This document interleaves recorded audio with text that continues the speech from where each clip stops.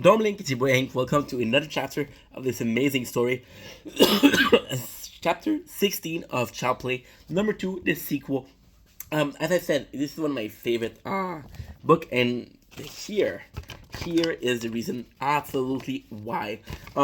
This is kind of cool because I've been letting, like I said, I'm being victim of procrastination, and I haven't read this in about I want to say I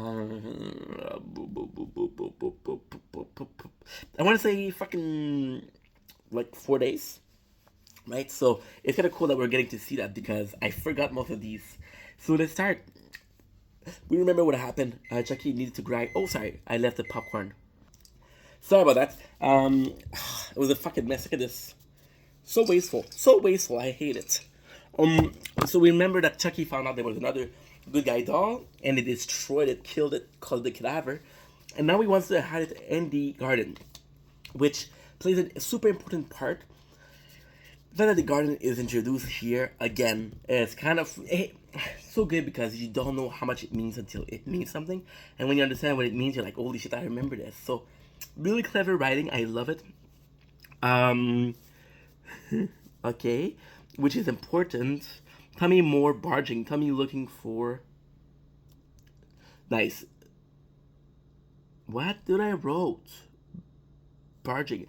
Oh yeah. Chucky, he constantly nags at Tommy, and he's like, "Oh, you're good for nothing."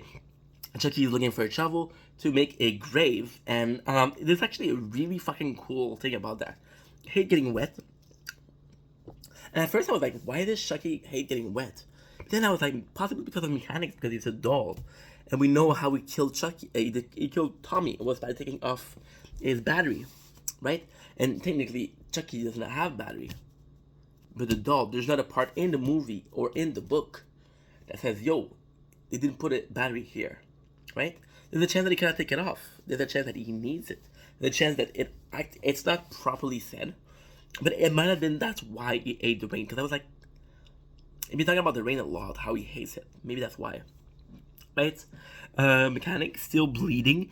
He got some more blood, and that's it's another sign that he needs to it really needs to happen tomorrow. And it's actually a good thing because when we're seeing that again, I was talking about how it introduced a timeline.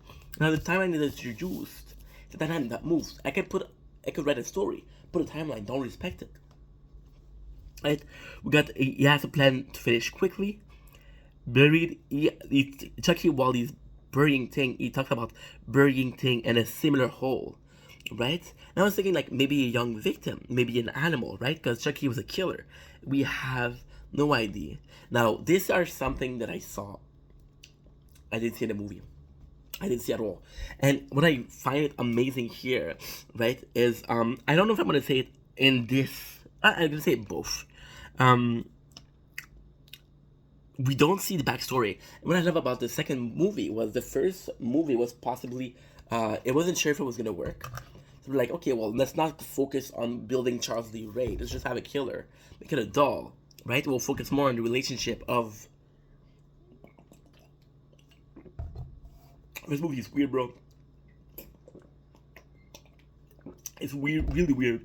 But in the second movie, when they thought that there was a success and there was a care for Chucky or Charles Lee Ray, that's when they put a backstory. So we learned that his mom was a small person. They actually said the word midget here. And I always say it's like a bad term. So that's why I said small people. If I wanted to respect the book, I would say midget. However, I wouldn't want to be in that position. So let's not do it. Right? In the position of being a small person. Um, Buried is a victim, right? Thing before same hole. Chucky. Oh. Yeah, okay. Chucky learned that Joanne is feeling because he's still body? What the fuck?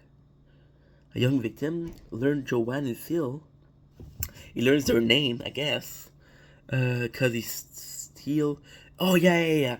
He's talking about how so I told you guys I haven't listened to it in 4 days. It's a really cool moment where he's actually learning Joanne and Steele's name, and it does feel a bit creepy because if it was just not caring, you would actually feel like I don't give a shit and I can kill. But ultimately the goal, there you go. There you go. There you go. Amazing. Um he's still the body of Andy. And he's still the body of Andy, so he has to learn her name, he has to learn the school, where they're going, so that's just really fucking important. Right? His mom was a little person, right? And that's why. So his mom being a little person, when the information is introduced, it doesn't serve like a really fucking important purpose. But the purpose is really important right here. It's because there's an irony while Chucky's an adult and his mom was a little person, right? And there's a irony, I have to say. Chucky, he killed her because of her height, caused him to be bullied, right, for not being. It's insane. So the book was talking about how his mom was his first victim, and he got bullied because of her height, and he got more bullied because he was also a small person, right? And it's kind of funny because, again, like there was never a reason for Charles Lee Ray to be like a killer. The fact that Chucky is more on the comedic side of thing, and then the writer said, well, I could find a comedic thing to say like, yo, Chucky being an adult is actually funny, you know? I'm healing. So yeah, so it's kind of nice that we have like a funnier story, and that we have a funny reason for him to be the way he is. I just think it's pretty smart. I think it's really, they could have find any reason, but find a reason that is in the Chucky universe. It's probably the Chucky universe. It's a special universe. I just find it was amazing, and that's pretty much it for the chapter. It's a small chapter because we did start just the last time, so we're gonna end it here. I'll make another video. I love you guys. Take it easy. Peace.